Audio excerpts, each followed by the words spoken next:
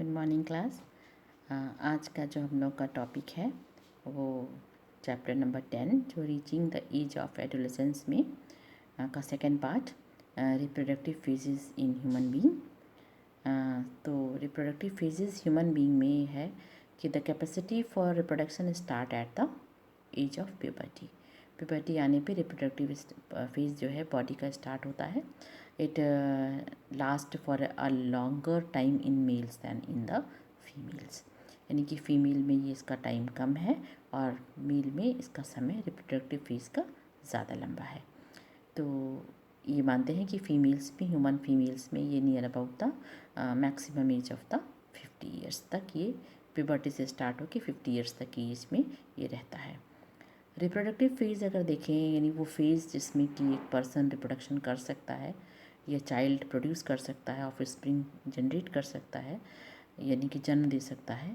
तो मेंस्ट्रुएशन इसमें एक मेन इम्पॉर्टेंट टॉपिक है कि ह्यूमन के जो फीमेल्स हैं, ह्यूमन फीमेल्स में उनमें क्या होता है कि the ovary produce the 1 egg every month. Ovary जो है वो सिर्फ एक एग जो है मोस्टली, अगर ट्विंस की बात में छोड़ दें कि अगर ओवरी अचानक जो है वो 2-3 ओवम रिलीज़ करने लगती है तो उस कंडीशन में ट्विंस हो जाते हैं।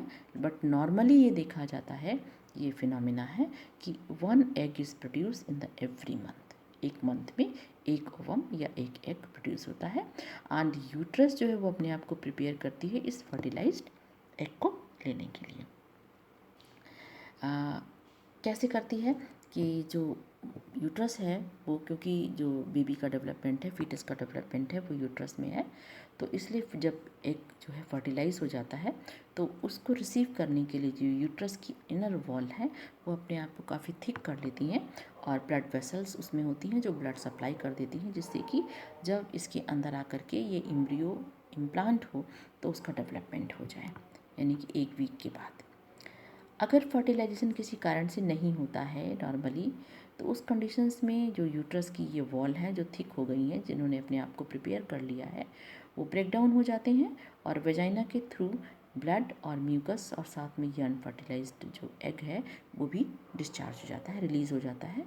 This cycle is take place once every month, इसलिए इसको कहते हैं मेंस्ट्रुएशन। एंड जब फर्स्ट टाइम लाइफ में ये स्टार्ट होती है साइकिल, तब उसे कहते हैं मिनार्क, और अराउंड द 50 ईयर्स के आसपास जब ये साइकिल स्टॉप कर जाती है, यानी कि प्रोडक्शन ऑफ ओवम स्टॉप हो जाता है, तो then it is known as the menopause.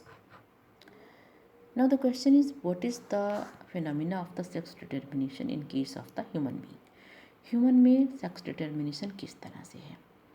Human being में आपको पता है कि 23 पेयर ऑफ क्रोमोसोम्स है, मीन्स एक न्यूक्लियस के अंदर, सेल के न्यूक्लियस में there are 46 number of chromosomes, 23 from the either parent.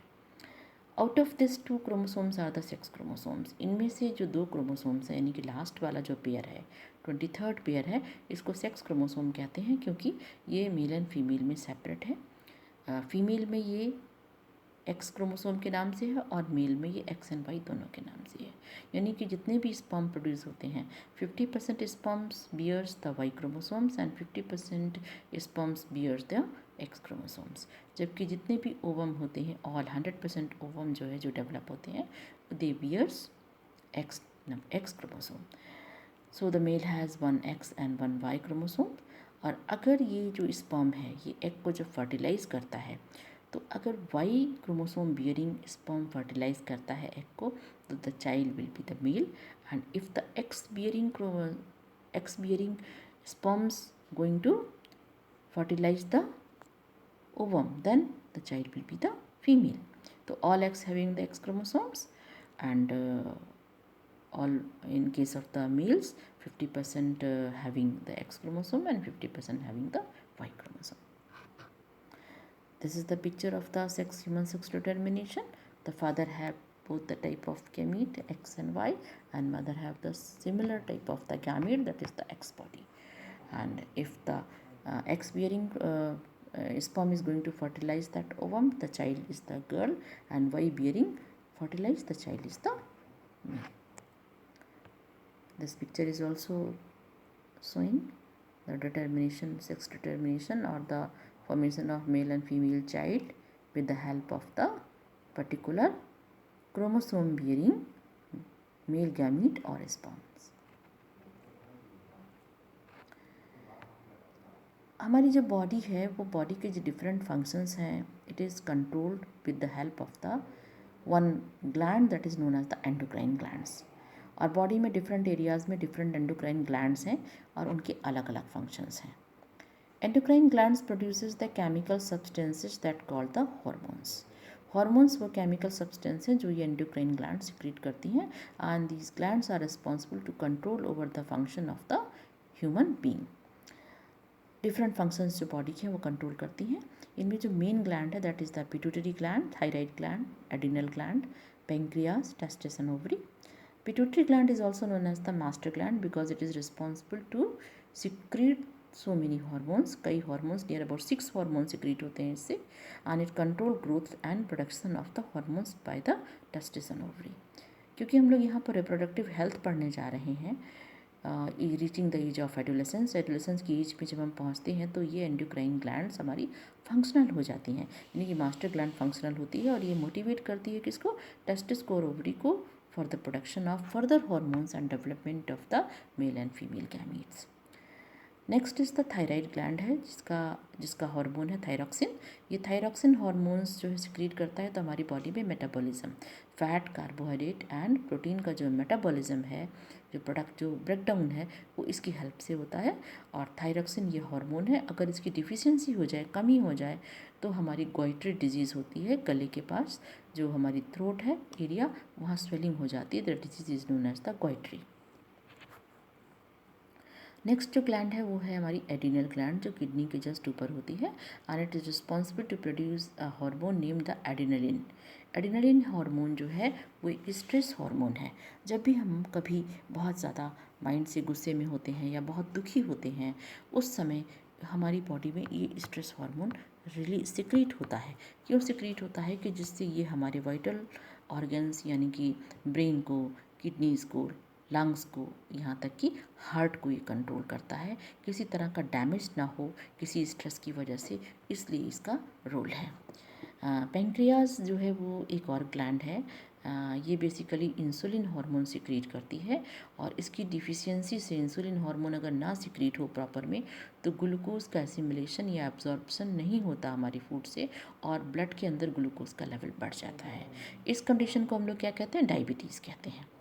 Next is the testis and ovary. Testis male में एंड ओवरी फीमेल्स में. इट प्रोड्यूसेस, टेस्टिस जो प्रोड्यूस करती है that hormone is known as the testosterone hormone और ये control करता है sperms को. साथ ही साथ ये मेल्स के अंदर जो सेकेंडरी सेक्सुअल करैक्टर्स होते हैं एक एडोलेसेंस एज में आने के बाद, स्ट्रेंथनिंग ऑफ द मसल्स, कंधे चौड़े हो जाना, फेस के ऊपर हेयर ग्रोथ होना, तो इस तरह का या वॉइस में चेंज होना, जो ये मेल कैरेक्टर्स होते हैं ये डेवलप करने में हेल्प करते हैं.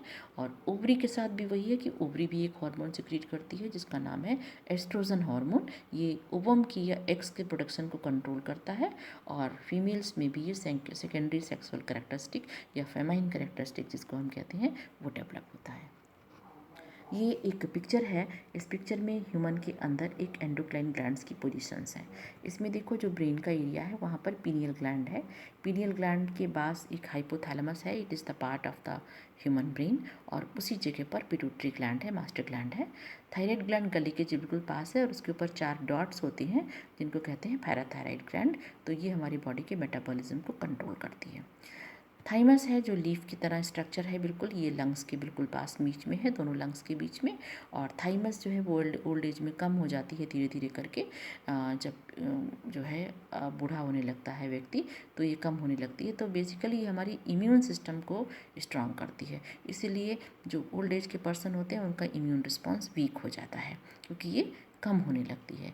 और ये थाइमस है जो टी सेल्स को फॉर्म करती है, इम्यून सिस्टम्स को, यानी कि जो फॉरेन एजेंट जब हमारी बॉडी में आता है, पैथोजन आता है, तो किसी भी डिजीज़ से हमको ये बचाने का काम करती है. यानी कि थाइमस ग्लैंड है, ये सेल्स प्रोड्यूस करती हैं जिसको कहते हैं thymus cells, T sales.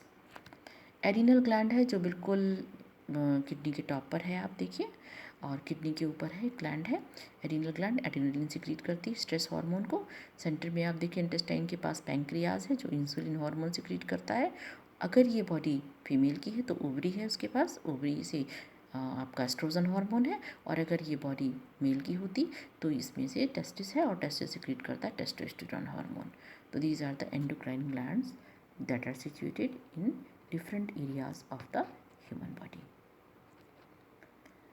Now the question is जो रिप्रोडक्टिव हेल्थ क्या है, यानी कि रिप्रोडक्टली अगर हम हेल्दी रहेंगे या कोई भी पेरेंट अगर रिप्रोडक्टिव पॉइंट ऑफ व्यू से हेल्दी है तभी जो आने वाले ऑफस्प्रिंग हैं वो हेल्दी होंगे। To keep the body healthy everyone should have to take the balance diet. Balance diet लेना पड़ता है, ऐसी डाइट जिसमें कि एडिक्वेट अमाउंट में, राइट अमाउंट में आपका जो है वो carbohydrate, fat, proteins, vitamins and minerals होना चाहिए, रफेज होना चाहिए, वाटर होना चाहिए। और इसका मतलब हमें अपने खाने में cereals, vegetables, fruits, pulses, milk, nuts, meat, egg, sugar या जगेरी है आपका जिसको गुड़ कहते हैं, तो ये सब चीज़ें जो है वो हमारी बॉडी में जानी चाहिए एडिक्वेट अमाउंट में, यानी कि जितना ज़रूरत हो। पर्सनल हाइजीन भी बहुत ज़रूरी है। अगर आपको हेल्दी रहना है तो you have to take bath at least once every day, कम से कम दिन में एक बार नहाना, अपनी बॉडी को क्लीन करना और किसी भी तरह का बैक्टीरियल इन्फेक्शन ना हो, कोई डिजीज़ ना हो, उससे बचाना।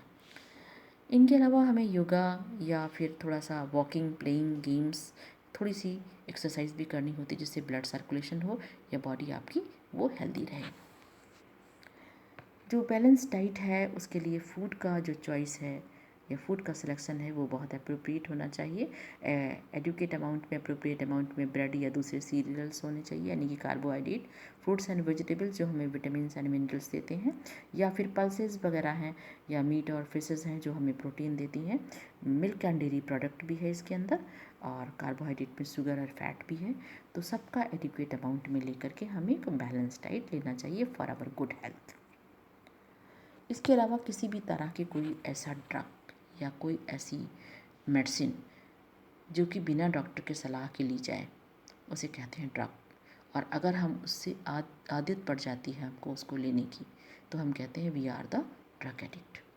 तो if you take them once, ऐसे ड्रग्स होते हैं जिनको अगर एक बार आप ले लें तो उसे बार बार लेने की मन में फीलिंग होती है और they ruin the health and happiness. ये हमारी बॉडी की हेल्थ को भी डैमेज करते हैं और हैप्पीनेस को भी डिस्ट्रॉय कर देते हैं। सो यू हैव टू से नो टू द ड्रग्स।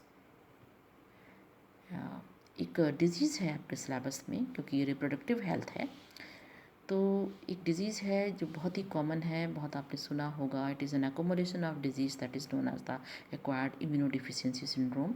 ये हमारी बॉडी के इम्यून सिस्टम को डिफिसिट करती है, यानी कि इम्यून सिस्टम हमारा वीक हो जाता है, तब उसे कहते हैं एड्स है। यानी कि एक्वायर्ड जो हमने कहीं और से मिला है, हमारी बॉडी की प्रॉब्लम नहीं है, किसी कारण से ही हमारी बॉडी में ये एंटर कर गया है।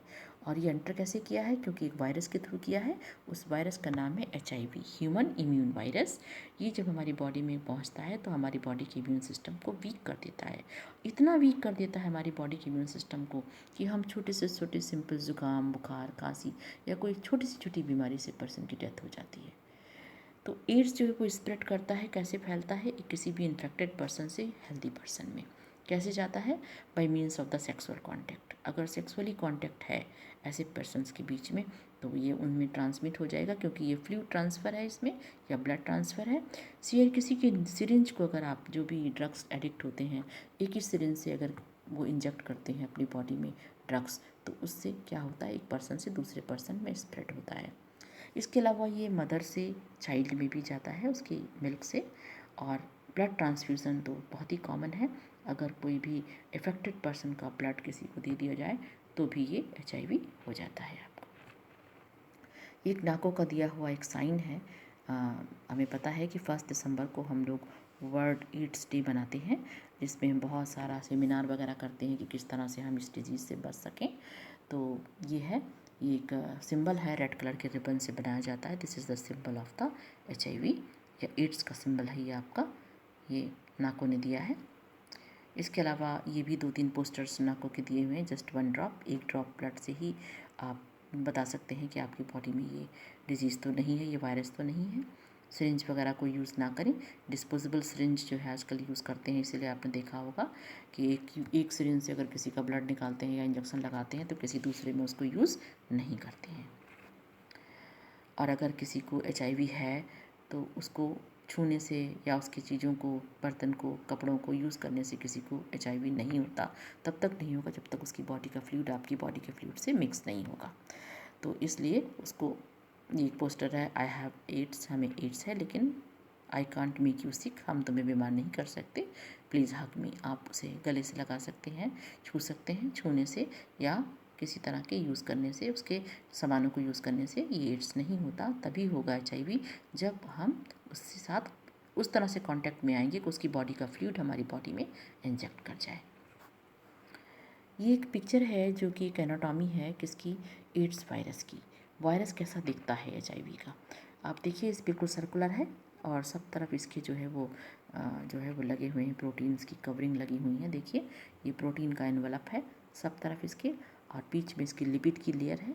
लिपिड की लेयर के सेंटर में आप देखिए इसमें क्या है, एक RNA है जो इसका जेनेटिक मटेरियल है।